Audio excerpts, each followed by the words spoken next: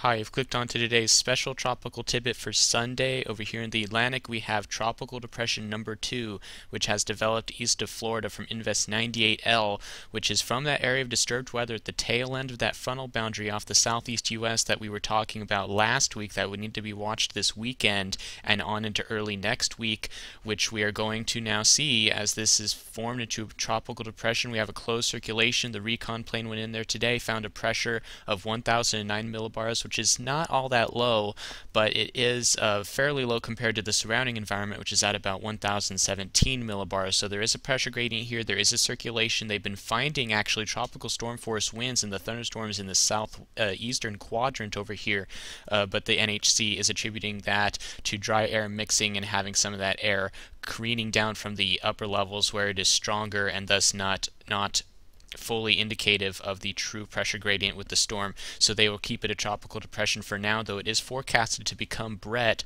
over the next couple of days.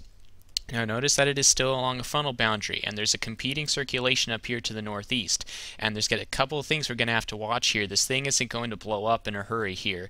If we look at the water vapor imagery, you can see the strung out front that Tropical Depression 2 is embedded in, and the thing about these fronts is they hog surface convergence, or rather not hog it, but spread it out, making it hard to hog it for systems like this, because these kind of systems want to hog the surface convergence, bring all the air in, and pile it up and produce those thunderstorms. But when we have this strung out boundary, it's kind of hard to do that, and that is why this will have a hard time strengthening over the short term.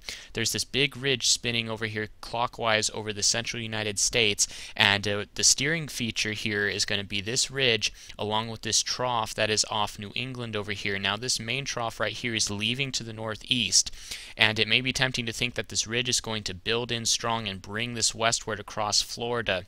But what happens with these ridges is their latitude is very important. This is a little bit too far south. When they get too far south here, when they build eastward, sometimes they won't pull the system underneath, but they'll be too far south and actually push it away, because if you have a steering ridge that's more down here, it's going to be kind of hard to bring it so far south, and therefore it starts pushing it the other way.